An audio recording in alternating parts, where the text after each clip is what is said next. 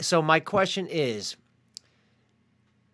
out of 100 patients, who gets prescribed lifestyle, plant, exercise type things, and who gets prescribed medication? Okay. 100 get prescribed lifestyle. 100. You're not giving any medication? But that's the sticky part of it. But then there's the subtext. Okay. It always is that, because it is the most effective and the most powerful way to reverse and prevent all diseases. But the problem doesn't stop. It's just not my prescribing it. That's not the magic fairy dust. The problem is the receptiveness or the readiness of the patient. See, it's very easy to take a bottle of pills, unscrew the cap, put it in, swallow the pill. That's it. You're done. No, they don't want to put the work in. It's hard to not eat potato chips and candy and olive oil and things. It's very hard. So it's a lot of hard work. It's hard to go to the gym and exercise. So the first thing is I recommend these things, but it's important for the patients to have a degree of readiness.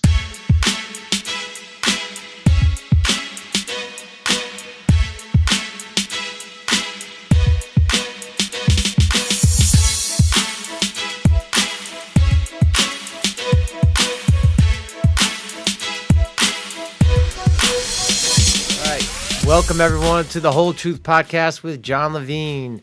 I am back with Dr. Ron Weiss. He is a primary care doctor in New Jersey, serving as executive director of Ethos Health and an assistant professor of clinical medicine at Rutgers, New Jersey Medical School. Dr. Weiss is not only a doctor, but also a botanist and farmer, offering an evidence-based food as medicine approach to healing from chronic illness and optimizing wellness. He is presented at National Whole Foods plant-based gatherings, including Plant Stock and Veg Fest. And he has been featured in top media, including the New York Times and the Today Show. And now he's featured on the Whole Truth Podcast with John Levine. And welcome back. It's good to see you. I saw you a couple weeks ago at the conference. How you doing? Good, John. Still in the same state of equilibrium. That's a good thing. 2 weeks ago, thank God. You look good. You look sharp. I like the tie. How about you? Thank you. I'm good. I feel good. I'm working out. I'm loving this podcast. So excellent. I feel good. And I was excited this morning to have my podcast with you. So my first question is, how in the heck did you go from a conventional primary care physician to would you call yourself a functional doctor now?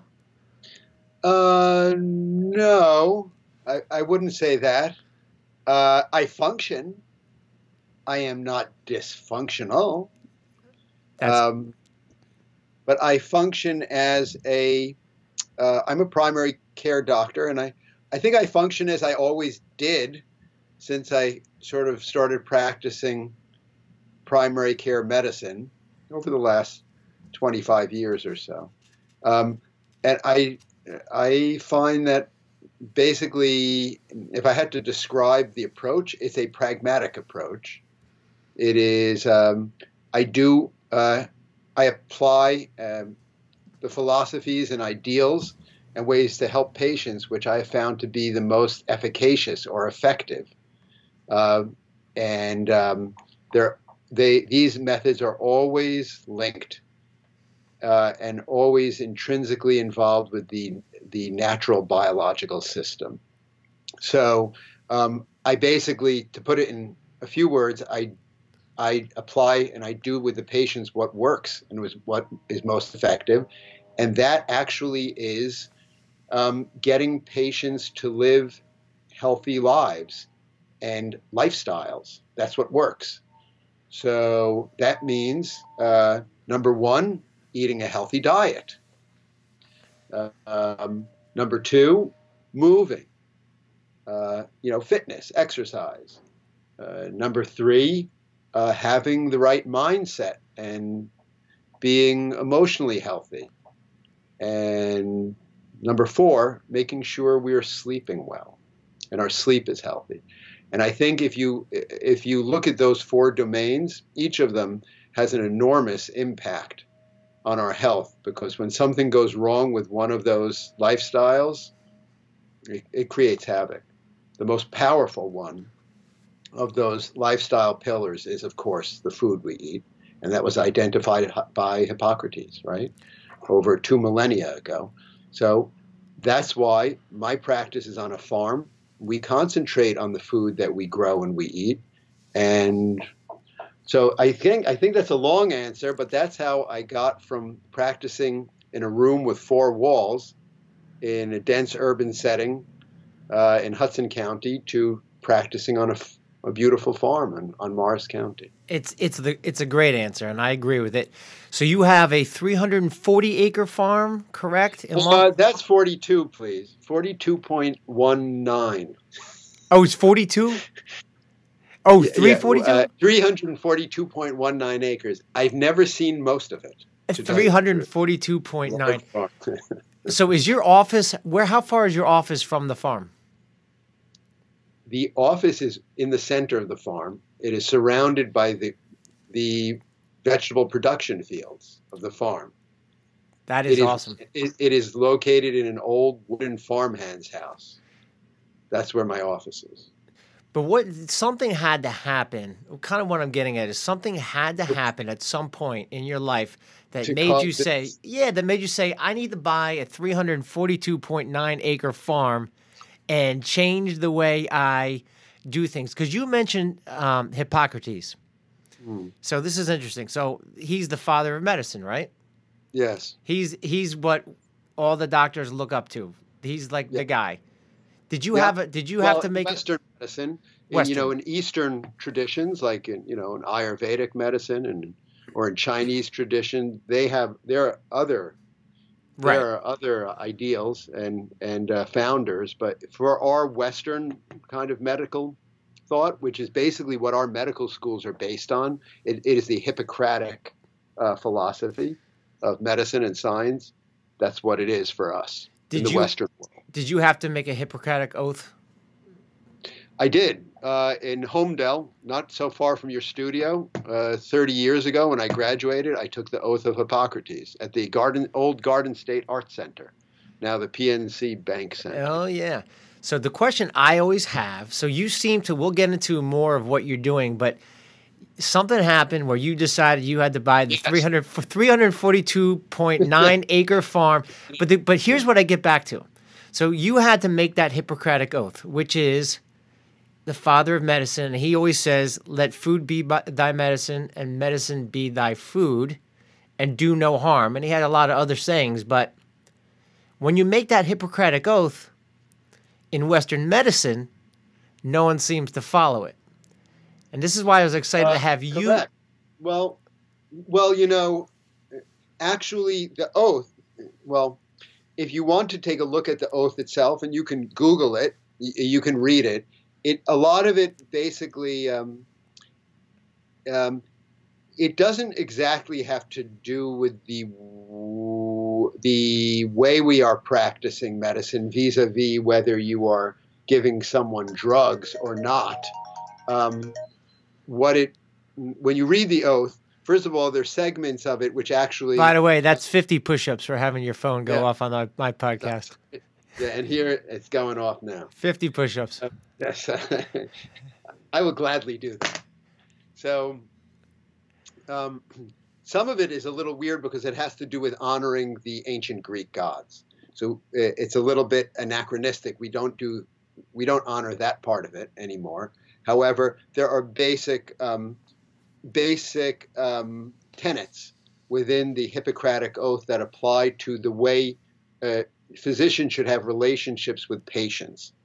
And I think that is why we take the oath, because it is a sacred endeavor, being a physician, and that oath applies to the way we personally have our relationships with patients. So that's basically what most of the oath is. When you read historically Hippocrates' writings, he does talk about food and, by the way, also exercise as hands down being the most effective and desirable ways to help patients. But I just want to make it clear, those elements are not in the Hippocratic Oath. So by the time I stood in the Garden State Arts Center in Holmdel that afternoon in May 30 years ago, and I took my Hippocratic Oath, I had been through 4 years of medical school, but nobody, not one class, not one moment in my career had I ever been taught who Hippocrates was or what he thought. Let me take a guess. Were you taught nutrition? For a few hours, yes. But the nutrition basically consisted of me drawing or recognizing vitamin A molecules, vitamin C molecules, and then knowing like, oh, okay, if you miss vitamin C, what will happen to you? You'll get scurvy and your teeth will fall out, or things like that. 4 years of medical school, and you got a few hours of nutrition. Yes, it's pretty interesting. There's that disconnect between Hippocrates, who says that this is the most important thing for patients. We are in a system of Hippocratic medicine, founded Hippocratic medicine, and yet the medical students are not taught the science of nutrition as it applies clinically to disease, the patients. So, yeah, I had to do a lot of self-education over the years. That's great. It seems like, I mean, you're really making it work. But all right, again, I keep cutting you off a little bit. To get back to the 342.9 acre farm, what happened here? Yeah. Well, I knew since I was a little boy, I always wanted to be a farmer. And I dreamed that someday I would be a farmer and own a farm. But I didn't necessarily connect it to my practice of medicine once I became a physician. And basically, what happened was my life changed in middle age when I turned 43. I met my love, Deborah Sklar. We got married, and we had 2 little babies. And all of a sudden, I realized that those babies were the most important thing in the world. And I saw, I'd always been an environmentalist, but the arrival of these 2 small children brought thoughts into my mind of the importance of them superseding my importance, and how I needed to work to make sure there was a world here left for them, so that by the time they reached my age, they'd be able to survive. And when I thought about that, in addition to being frustrated over the last, decade or so with the decline of primary care and primary care practice, and that's a whole another ball of wax in itself, but sure is. The practice of especially primary care has been made basically impossible by the insurance companies and third-party payers and regulators. And I had I continued on the road of practicing good medicine, but it wasn't possible anymore in that room with 4 walls in the medical arts building. It just was not. And so I think the babies, the decline of the earth, my inability to practice medicine in a whole sense just got all together, and I had a meltdown. I had a midlife crisis. I sold everything off, took all of my assets, and we bought this farm. And I decided to relocate there. And that's what happened. That's a powerful story. And That's beautiful. I respect that a lot, and that's awesome. And I guess things happen for a reason. I love what you're doing. That's why I wanted to have you on the show. I pick and choose who I want to have on the show and who I'm aligned with and who I really believe in, and I love what you're doing. So congratulations on all that. That's really awesome. And eventually, I want to see this farm. What do you grow on the farm? I mean, it's a big farm, but So, it's a very old farm. It's one of the most historic farms in America.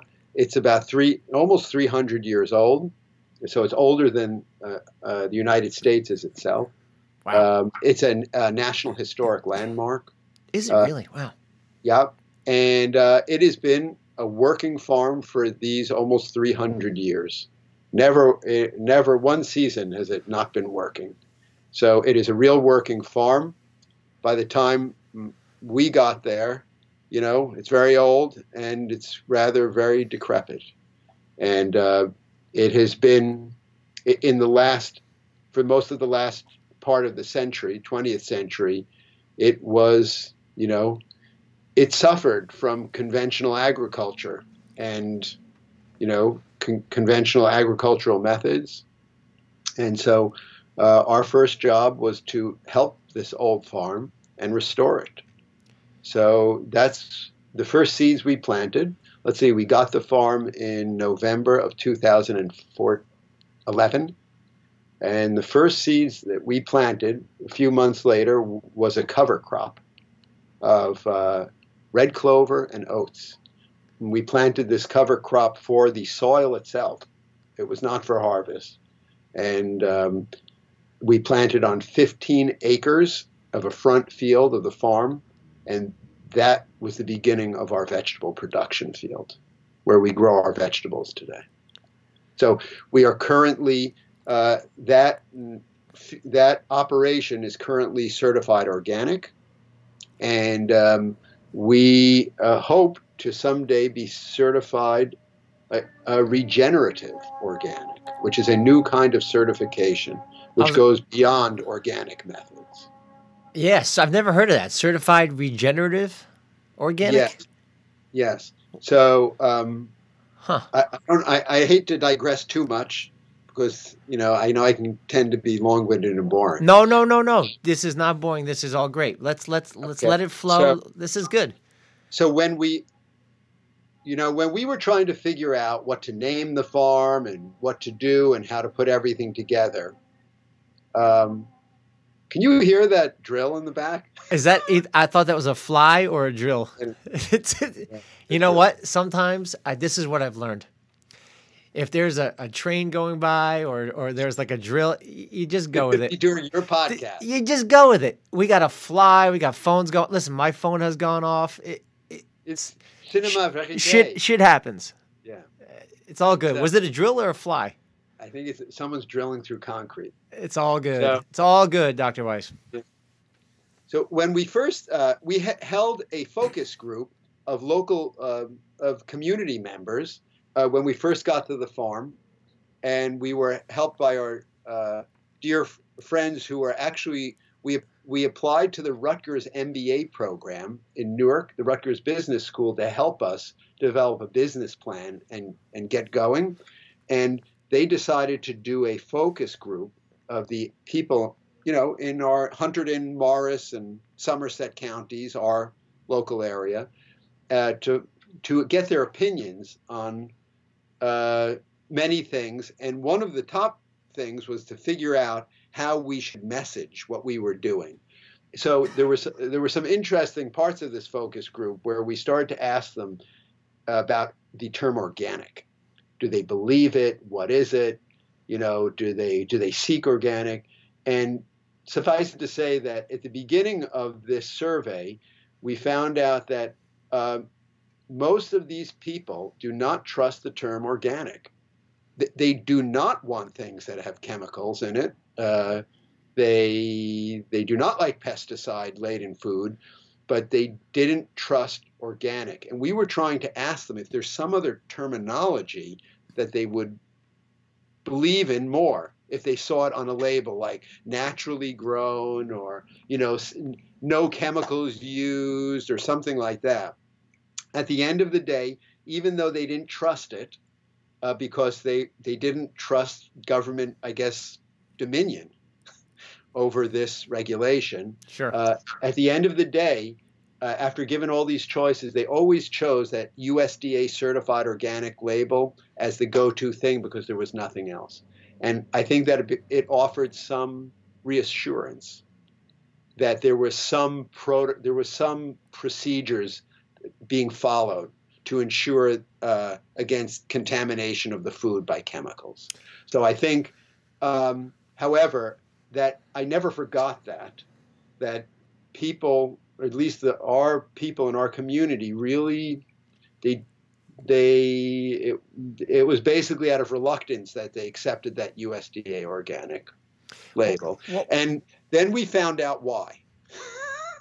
Sure. So why is that?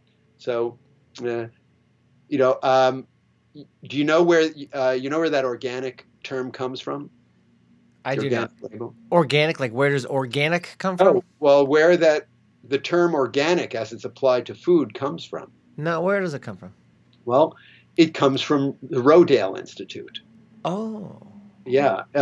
J.I. Rodale, who is the founder of Rodale, coined this term organic and applied it to food. They're located in Kutztown, Pennsylvania. Yes. And he used this term organic. And then I believe in a few decades ago, maybe in the 80s or 70s, 80s, the federal government, the USDA, came to Rodale and asked them if they would like to help the U.S. government, the USDA, establish organic standards that they could then certify and apply to food that is sold. The government asked Rodale to help them. Yes, to help them. Okay. Yeah, and so Rodale was excited about this and cooperated. Unfortunately, Rodale is now disenchanted. Is that right? With the trajectory this certification has taken, because first of all, it's been diluted, and it's not the organic that J.I. Rodale first envisioned. For example, what do I mean by this? If you go into Whole Foods and you buy some beautiful apples, organic apples, right, from Washington State, right, Fuji apples or whatever else other kind you want. There's a delicious one now, which is my favorite. It's called Lady Alice apple. Okay. They're organic. They're flawless. These apples, perfect. I mean, they look just as beautiful as the conventional apples. They don't have a spot on them. But that could be a problem if they look flawless. Well, that could be a problem. Right. I mean, if looking flawless and being organic is not, they don't go hand in hand. If you notice, for those of us who've been around long enough, organic apples years ago, they're not pretty. Were small. They were, had bumps on them. They had spots on them from their interactions with the natural world. They're supposed to be a little ugly. But today, if you go into Whole Foods, pick up an organic apple and compare it to a conventional, you really can't tell the difference. They're just as flawless. You know what? I totally agree with you. And quite frankly, when I see that, I don't buy them. Yeah. If they look too good, they're not supposed to look that good. No. They just don't. Nature is not generally. Yeah. No. So, well, the reason why that is, for one example, is that organic standards for those apples allow antibiotics to be sprayed on them. For example, tetracycline. Those sons of bitches. Spectrum antibiotic. So you are eating that tetracycline. But they're certified organic because that is allowed. Is this USDA certified organic? Yes, it has the USDA certified organic So label. A USDA certified organic apple has tetracycline on it. It's got antibiotics sprayed on it. I can guarantee you every apple, but the spraying of tetracycline, which is a broad spectrum antibiotic, which we use, by the way, to kill off Lyme disease, right, is allowed and is a common practice in organic apple orchards that are USDA organic certified. specifically in the Pacific Northwest. Lovely. Notice you really can't find an organic apple orchard in New Jersey. I know of one because growing these apples is the frontier of organic farming. It's so difficult. So in any event, that's an example of how the organic standard has been diluted. What else? We hear in the news just last year, at the end of last year, hydroponics. The hydroponic industry appealed to the USDA to have them certified organic. Okay, that is a method of agriculture which doesn't even involve soil. And the essence of a healthy plant is that it has developed over billions of years intense relationships with soil and soil microorganisms so that the plant can build itself. All of these are missing. Well, these are all shortcuts. These are all shortcuts to make things faster and quicker and more profitable. But there's a price to pay for that. The price there is, and we think it will end up being the price to pay is in low nutrient foods. Right. So I suspect that's what it is. So just to cut to the chase, because of these dilutions. And other things. I'm just giving you two little examples, which are just as disturbing from a social basis and otherwise perspective. Rodale has decided to go ahead and create a new certification, which will be applied on top of the USDA certified organics label. And that will be called regenerative. Okay, so this is coming from this will be new. And this regenerative organic will have to meet their very strict standards. Rodale's standards. Yes. Not the government standards. Their standards. Well, the bottom rung to even be considered is you have to get the USDA certification for organic. But then to get the organic, you have to go far beyond that. So that will meet, I suspect, that will reassure what everybody's thinking about how degraded the USDA organic standard has become, and then it will engender trust in the consumer again, and then people will actually know what is going into their food in a good way. So this all comes around to my initial statement saying that our hopes are that we will go for this regenerative certification. Go for it. I think you should do it. But also, you know what? If you can find local farmers who are doing what you're doing, yes, find the local farmers and get the trust and know what they're doing. Visit the farm. Yeah. You know what? Have a farm. A lot of the small farmers, the produce farmers, it costs money to get certified organic. It's a lot of paperwork. It's a lot of hassle. And a lot of small farmers forego it.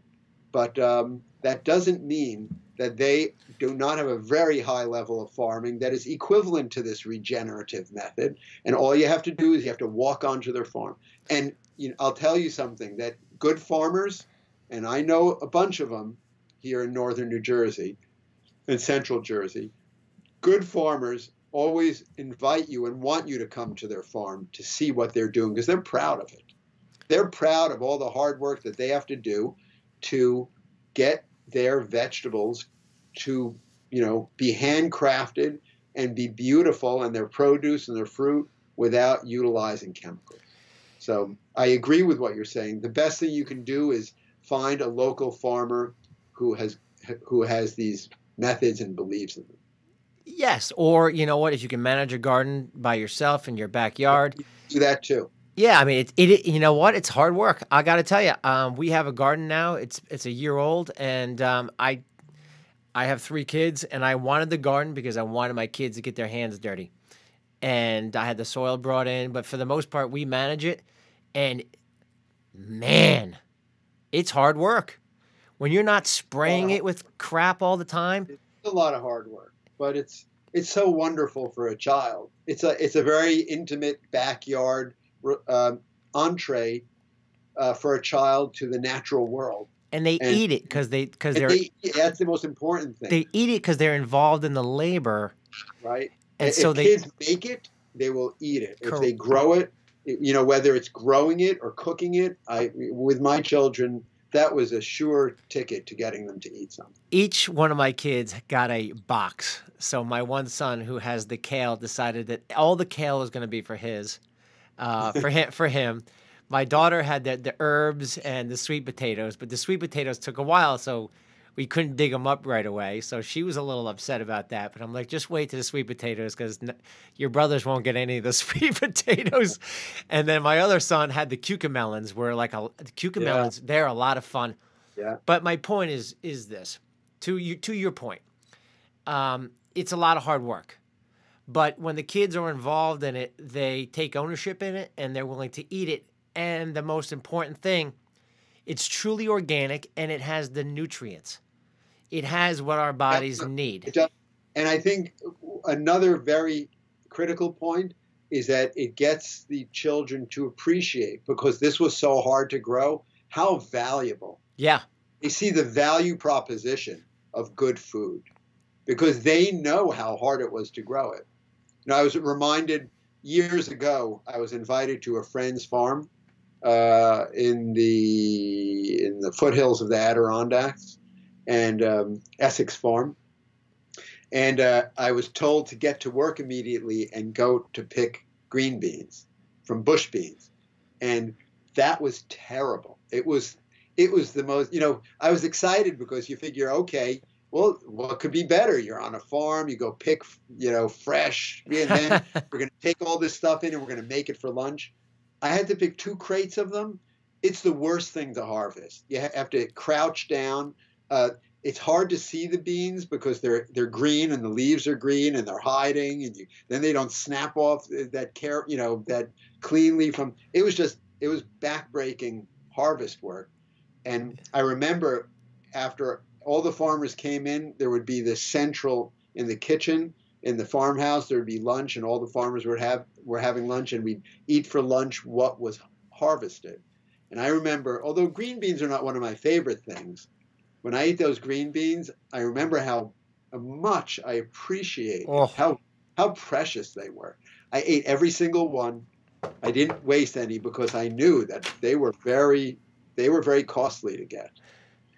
So I think that's a good lesson for children, especially in the world that we have with dwindling resources.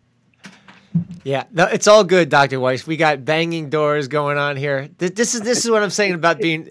It's real. Real. This is a real, authentic podcast. We have like buzzing. We have drills. We got banging. Someone's banging on the door behind me. That was an angry bang too, by the way. Like that was listen, I was talking to our farm manager, Nora. Hopefully, we've been dreaming and wanting this. We hope maybe. I'm keeping my fingers crossed. Maybe in this coming spring, we will have master gardening classes with our farmer. Oh, that'd be great. For the community, to bring some of this information to the community and help it. And kids would love it, and adults would love it. You have to let me know about that, please, for sure. I would love to come up with my kids. That would be awesome. So when you see your patients, so I guess your approach is East and West. It's really a matter of like you take the individual and what's going to work for them. So my question is, out of 100 patients, who gets prescribed lifestyle, plant, exercise type things, and who gets prescribed medication? 100 get prescribed lifestyle. 100. You're not giving any medication? But that's the sticky part of it. But then there's the subtext. Okay. It always is that because it is the most effective and the most powerful way to reverse and prevent all diseases. But the problem it's just not my prescribing it. That's not the magic fairy dust. The problem is the receptiveness or the readiness of the patient. See, it's very easy to take a bottle of pills, unscrew the cap, put it in, swallow the pill, that's it, you're done. No, I don't want to put the work in. It's hard to not eat potato chips. and candy and olive oil and things. It's very hard. So it's a lot of hard work. It's hard to go to the gym and exercise. So the first thing is I recommend these things, but it's important for the patients to have a degree of readiness, and they don't have to be 100% ready. Like, I'm going to streak across the farm, rip off all my clothes, do whatever you want. As long as they're somewhat engaged, we try to bring them along and advance them through more progressive levels of engagement so that we can get there. See, that's one of our jobs too, to advance people along this road of readiness. You can get in a lot of trouble for having a lot of naked people running around your farm. Just want to tell you, I don't want the cops coming to your farm and arresting everyone. I tell patients when they do that, just please don't have my card. Yeah, just stick to the plants. They don't have any pockets, so I don't know where they'd hold it. There you go. So that's, I look at it from that perspective. Everyone needs this. But that's not to say that I would never prescribe a drug. I prescribe drugs if drugs are the best treatment. It just so happens that there are very few times where drugs are the best treatment for a given disease. I'll give you some examples. Yes, please. Let's say you come into me with 103-degree fever, and I listen to you, and your chest sounds not clear. I listen with a stethoscope, I get a chest x-ray, and I see you have a double pneumonia. And you have 103-degree fever. You can't breathe. I'm not going to give you antibiotics. You're going to tell me to eat kale and run around naked? No, because you could die. Okay. Right? The same thing if you get bitten by a tick, right? If you get bitten by a tick and you get Lyme disease, I'm going to give you antibiotics because we know antibiotics kills the spirochetes that cause Lyme disease. So, those are two examples. They generally revolve around antibiotics, but there's there's some in-between kinds of examples of other things that are not antibiotics. Let's say, for example, blood thinner use. If people have atrial fibrillation, which is becoming more and more common in our society, that's an irregular heartbeat. If the heartbeat can be so irregular, it can stop and start, that it causes little blood clots to form in the heart, and they can shoot up to your head and give you a stroke in your brain. Okay, medical studies, conventional medical studies have demonstrated beyond a shadow of a doubt that being on a blood thinner prevents that. If someone comes into me with atrial fibrillation, I will give them kale, but I'm not going to tell them not to take that blood thinner because what we do on the farm is science-based. At the end of the day, it is evidence-based in science. And just as I say that eating this kale will make you better in one way, I can also show you that taking that blood thinner will definitely prevent you having a stroke in another way. So it is a combined approach, but I would say maybe a few percent of the time, very small fraction of the time, do I end up prescribing a medication for something. All right, so let's back up. So let's take that person. Let's take that person that gets on the blood thinner. Now, if they are on a blood thinner for a good reason, obviously, and they have their lifestyle, they change their lifestyle, they sleep more, they eat, they exercise, they're really eating plant-based foods. Can they get off the blood thinner? Do they get off the blood thinner? Are you asking me just blood thinner as a blanket term for the drugs in general, or specifically for a blood thinner? No, specifically in this case, specifically blood thinner, and then drugs in general. Generally speaking, about almost all of the people who come to us on drugs generally get off them, all of them, and their conditions are either reversed or vastly better controlled off the drugs than they are on, as a general rule. And this includes drugs for cholesterol, drugs for diabetes, drugs for hypertension, drugs for autoimmune diseases like rheumatoid arthritis and psoriasis, drugs for osteoporosis, drugs for, the list goes on and on and on,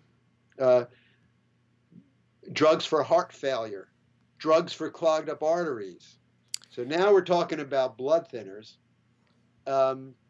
In general, in this particular instance, when we're using blood thinners for atrial fibrillation, we have had a few patients who did improve their atrial fibrillation to the point where it was silenced, and then we proved that they could get off their blood thinner.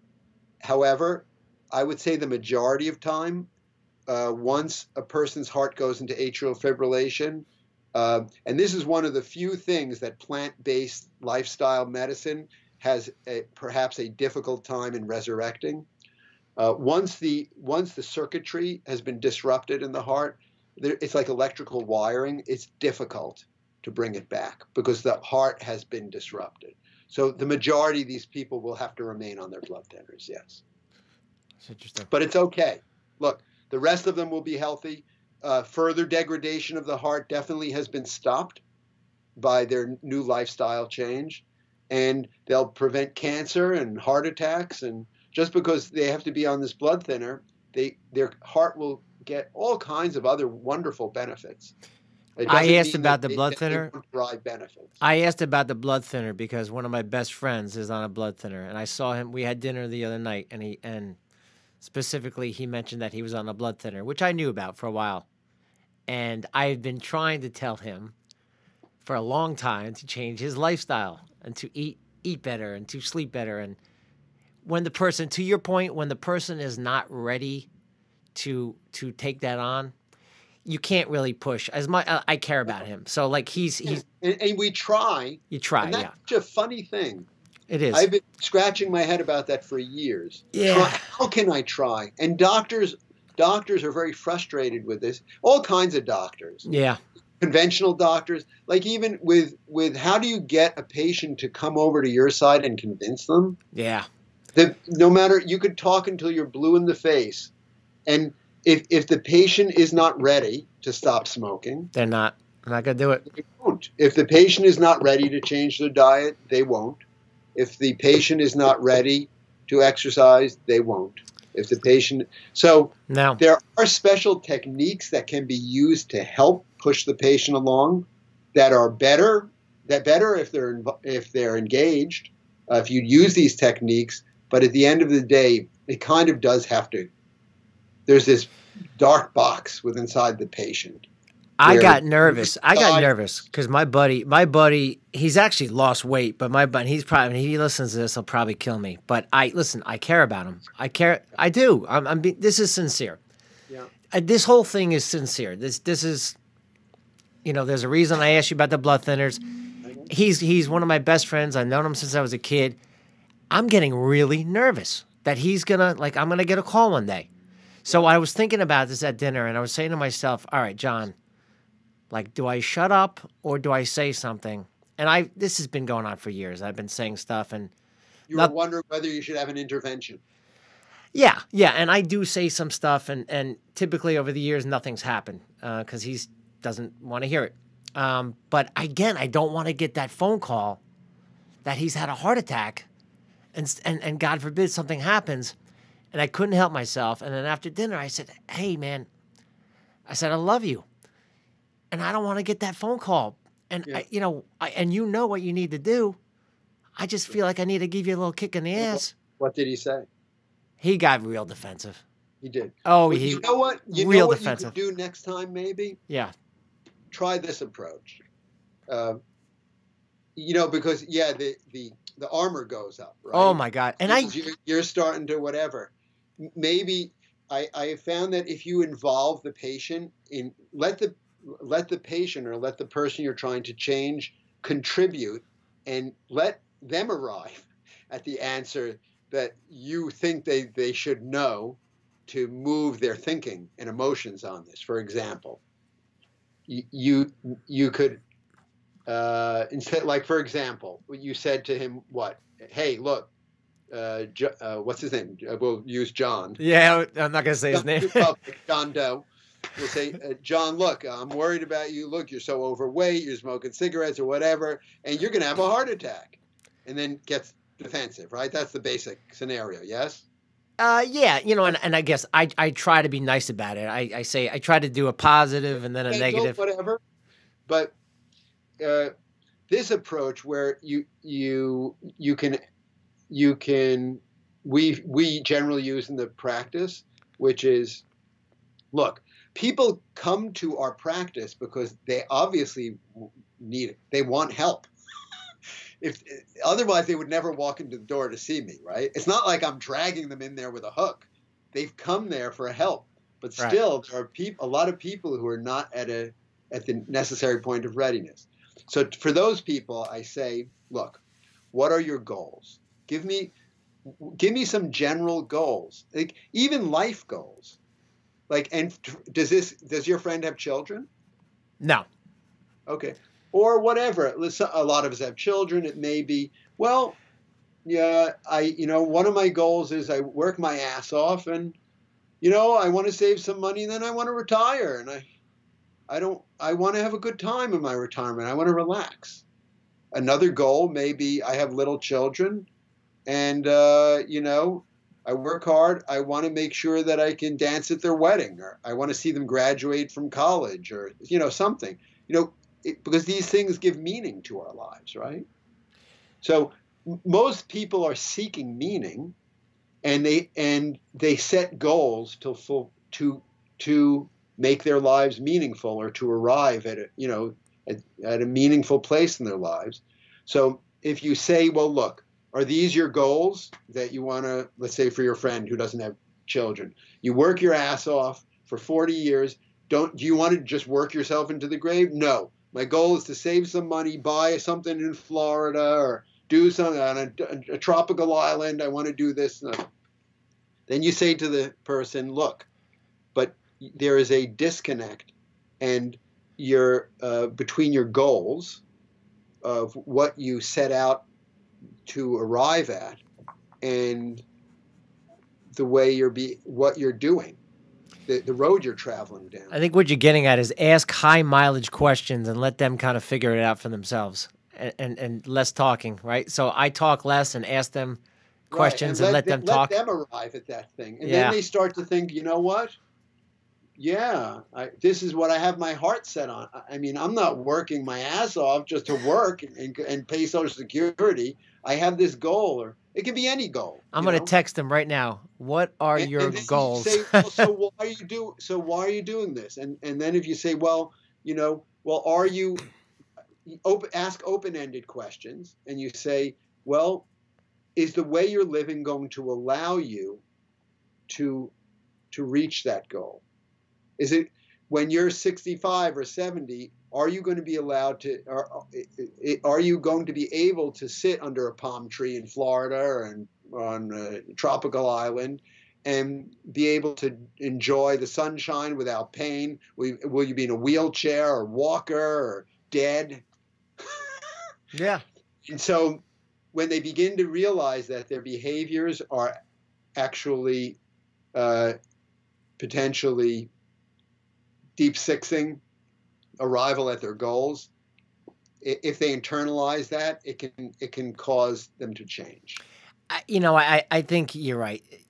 I need to do less talking, and in general, probably less talking, and have the patience and these particular people who are not ready, the high mileage questions, so they can actually, as they're talking about it, and they're figuring it out as they talk about it, right? Yeah. And you're not throwing it in their face. They're not getting defensive. Exactly. Because they're talking. Yeah. There is, and I've had it with family members of mine, certainly, and friends. There is that black box inside where even if you do this, see, that will increase the number of people you can get to. But there are some people who, for reasons not well understood, defensive reasons, or whatever's going on, they just can't do it.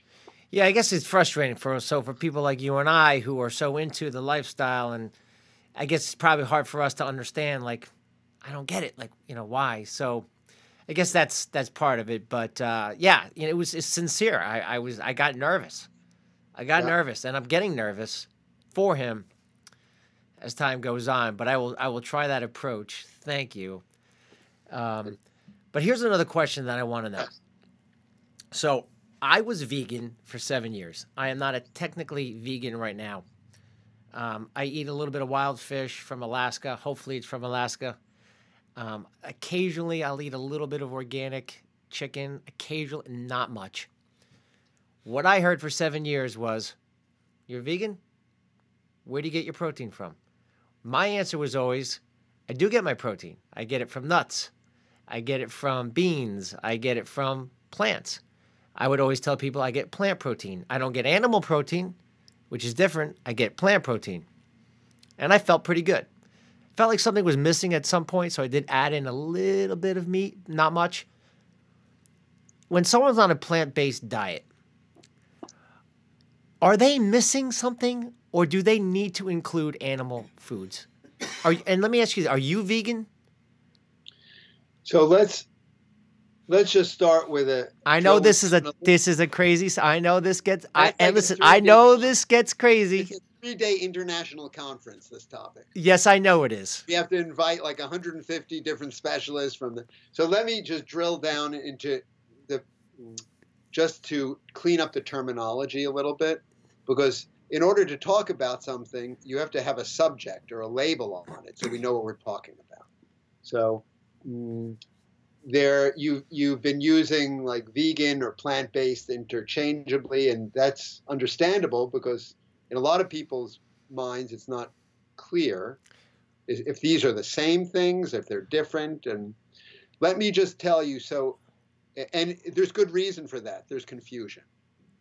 There is absolute confusion. Oh, I know where you're going. The vegan sugar is vegan, right? Eating plants, being plant-based. Right. Okay, does that mean you can eat meat, but you're not vegan, or a little meat, or what does this mean? So here's the way I quantify it, and this is the way we quantify it on the farm and in our practice. So eating vegan is not necessarily healthy. A person can eat vegan and have a horrible diet.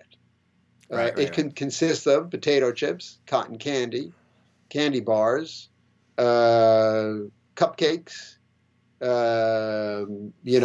sugar. Yeah, sugar. Oreo cookies, corn oil, olive oil, salt. I mean, those are all vegan. French fries. So just being vegan doesn't determine whether you have a healthy diet. So I just wanted to clear that up. So we don't, although I'm not saying that you couldn't have a healthy diet if you were vegan. I didn't say that, but it's not descriptive enough. Do you understand? Because there are a lot of things we do with plants that can be very processed and very bad for us. And vegan doesn't discriminate. The label doesn't discriminate. That's why we never use it. Yeah, let me ask the question again. You're absolutely right. Vegan, there could be healthy and there could be unhealthy vegan. Well, I know what question you're going to ask. The whole food, the whole plant, the plants, without being processed. So that's I get what you're asking. I just wanted to clear that up first. No, you're right. And now say that let's use the term whole plant foods. Whole plant food. And the whole plant food meaning it's intact, nothing's stripped out, nothing's put in. Nothing has been extracted, nothing has been refined, nothing has been put in, nothing has been taken out.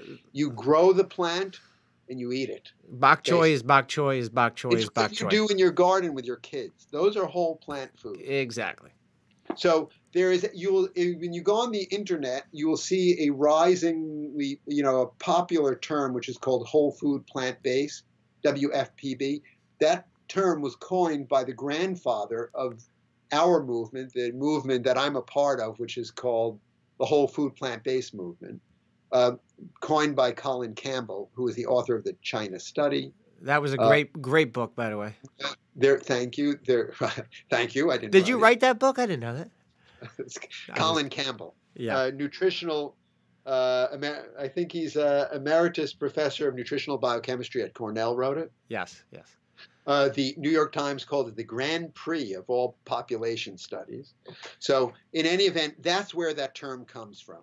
So to shorten it, I just like, because it's in the based part, I'm not sure about. I just say whole plant foods. Yes. Whole plant foods. So if you want a healthy diet, just eating plants, you can say I eat whole plant foods. That's it. You don't have to say vegan. Yeah, you're right. And you know what? Guess what? If you say vegan, that means that you do not eat any animal foods. Right. Whole plant foods doesn't. It is not as cubbyholed as that. Especially if you use whole food plant based. If you say I eat only a diet of whole plant foods, it is vegan. But basically, we eat a diet and promote a diet of whole plant foods. And getting to your question now, so what does this mean in terms of nutrition and health? So, are you missing anything? So the question is, whole yes. plant foods. I eat primarily whole plant foods. Do I get everything I need out of whole plant foods, or is there something that I'm not getting? So you will be getting a superstar nutritional diet, and you will not be deficient in anything. Nothing. Except for potentially 2 items. Vitamin B12. And the reason why is because in our modern days of growing things, B12 has left the building. Nutritional yeast. Well, maybe because if it's fortified. But fortified with B12. It's not really naturally occurring. You can buy almond milk. It's fortified with B12. So you do not want to get a B12 deficiency. In the old days, when we were using human stool to fertilize our growing fields, and believe it or not, that was used on our farm for centuries until 1985 when New Jersey human stool. Yeah, the septic tanks of our farm would be emptied and dumped onto the fields. I am not coming to your farm anymore. Sorry. It was outlawed in 1985. I'm just kidding with you. That's a joke. But why was that done? Because it's the best fertilizer in the world, and also there are bacteria in the human colon that make loads of vitamin B12. Wow. And we poop it out in our stool. And then if you put that, but unfortunately, you absorb vitamin B12 north of that in your small intestine. So you're making it in the lower colon, but you're absorbing it in the upper colon. The two don't match. That's why we become B12 deficient. If your food is, if your food like lower primates like chimpanzees or gorillas is contaminated with feces because you're throwing it around, right? Having stool fights, or there's stool on your hand, then you're eating it, you're getting B12. The gorillas are in good shape. Because your hands are contaminated with stool. But we've cleaned ourselves up, and we don't do that anymore. That's why we're missing B12, and that's why it's important to take a vitamin B12 supplement if you're eating clean plants. Either that, or if you eat whole plant foods, go to the zoo and have a gorilla throw shit at you. Right. And but you'll have your B12. Yeah. So B12 deficiencies can cause devastating and irreversible nerve and brain damage, similar to Alzheimer's. That's why we don't fool around with that. We just tell people to take it. And by the way, there's some evidence now that even people who eat animal foods, that are not supplemented with B12, they get B12 deficient too. All right. So I got to speed it up a little bit here. So B12, so you could take a supplement for the B12. B12. What is the other thing that you would? Second thing we're realizing is that if you're not eating fish, fish is a source of omega-3 fatty acids. Yep. Not from the fish directly themselves, but because fish eat green algae. Right. And because of that, the green algae make these long-chain omega-3 fatty acids. And by eating plants, it's difficult, not impossible, but it's difficult to have access to this. So we recommend a supplement for that because it helps to maintain cognitive functioning in the brain. So hopefully my fish from Alaska is truly wild and they're eating a lot of blue and green algae and chlorella. Hopefully, but I still, I would try to stay away from it. I would recommend taking a supplement from green algae that has these long chain omega-3s. And the reason why is because even, unfortunately, we've contaminated the earth to such a great degree that even these wild salmon have very dangerous carcinogens, heavy metals, all kinds of stuff in them. Yeah. Which you don't want to have. And the other thing is that, our ocean species are collapsing. By the time our children reach mid-century, these fish won't be here anyway. We might as well try to leave them alone. Well, that's why you and I need to work together to change the course, because we can reverse things. But I'm going to finish up. I'm going to wrap up with a little fun game, and then we're done. Okay? Yeah. So I got 10 things. You got to tell me what they look like. Yes. If you're wrong, everyone on your farm has to do 50 push-ups. So a carrot, if you cut a carrot, what does a carrot look like, and what is it good for? What do you mean, what does it look like? So if you cut a carrot, what body part does it look like? And what is it good for? What body part is it actually good for? The cut carrot? The cut carrot. It's like a little slice of carrot that looks like a quarter. Looks like what body part? Huh. I don't know. I gotcha. Well, it has these little rays in it. It reminds me of the iris. It's an eye. You got it. It's an eye. It looks like an eye, and it's good for the eyes. Yes. A walnut looks like what and is good for what? Correct. Yeah, definitely the brain. The brain. 2 for 2. Celery looks like what and is good for what? You didn't tell me you were going to have a hard one. This is actually a hard one. Let's get back to this one. Let's keep going. Okay, avocados.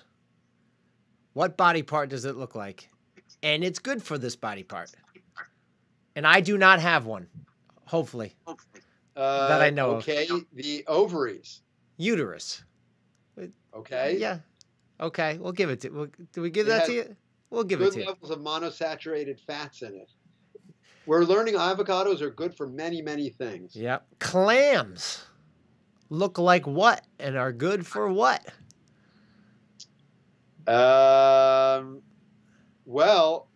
You mean an open clam? An open clam. Yeah, the other open. Other one. I'm not aware that, I know that oysters have a lot of zinc in them. I'm not aware in general, they probably would disagree on a number of things. Shellfish, yeah, I don't recommend people eat them. But it kind of looks like a testicle. Oh, really? It does a little bit. Okay. And I'm going to say you did not get that one. So that's 50 push-ups for everyone on the farm. Okay. So that one you got wrong. Grapefruit. If you cut a grapefruit open and slice it in half, what does a grapefruit look like? And it is also good for this body part, ironically. Grapefruit. Well, it has all those sections in it. Geez. I don't know. Something round. The breast. Really? A breast. Okay. A breast. You got that. It's 100 push-ups. A tomato. Okay. A tomato. Okay. A tomato? A tomato. What does it look like? A tomato. Oh, if you cut it open? No, don't cut it. Just a tomato. Just the way it is. Oh, well, anything that's round on the body. Heart. The heart. Okay. The heart. The heart. You got that wrong. That's 150 push-ups. Okay. Red wine. This is easy. Red wine. Okay. Red wine looks like what? We have it in our body. Lots of it. Blood. Got that one right. Ginger. This is cool. Ginger looks like what part? Fingers. Toes. I'll give you. It's right in the middle.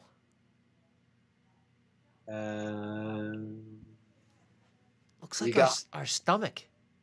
Stomach? Yeah. Huh. Yeah. Oh, the shape. The shape. Oh. Yeah. Yeah. I guess I could see that, like a finger of the. Yeah. Ginger. It's kind of curved. It really is. It really does. Like the body of the stomach. Yeah. I could guess. Yeah. You got that wrong. That's 200 push-ups. Okay, sweet potatoes. Last one. Who's counting? Sweet potatoes.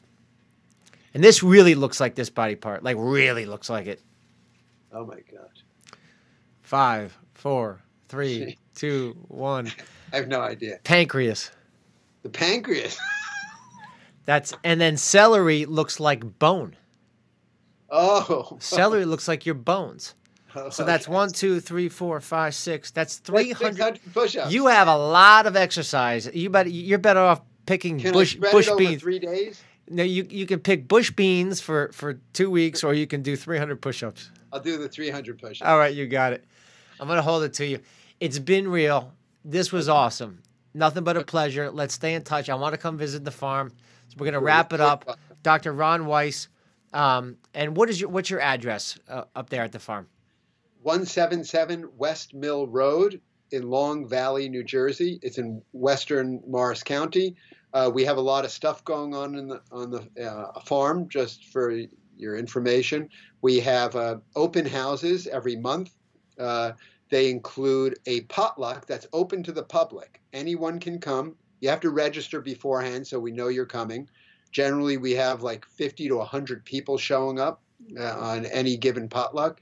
It's a potluck made, you bring a dish of whole plant foods. If you don't know how to cook that, just bring some organic fruit and you're in. Is it vegan? I'm kidding with you. And it gives an opportunity for people who are not familiar to see the wide range and variety of fantastic and delicious recipes you can have. It's fantastic people. You get to talk to people who reverse their diseases, who got off their drugs. And when is it? Say that one more time. So when is this again? The potluck? It's held. If you go to our website, you'll find it. Ethos.com? Ethoshealth.org. Okay. We have that. We have an open house every month where I talk about reversing disease. It's more of like from a practice medicine standpoint. People who are thinking about becoming patients, who are interested in preventing or reversing disease, that's a good one for them. It occurs once a month, and the schedule is on our website. Beautiful. All right, Dr. Weiss. Yeah, farm stand too. Where's that? But that's during the growing season. A farm stand that's open to the public every weekend. Well, I'll promote it because it's good stuff. Yeah. I'll see you up there soon. Okay, John. We'll do some push-ups together. Adios, amigo. Good to see you.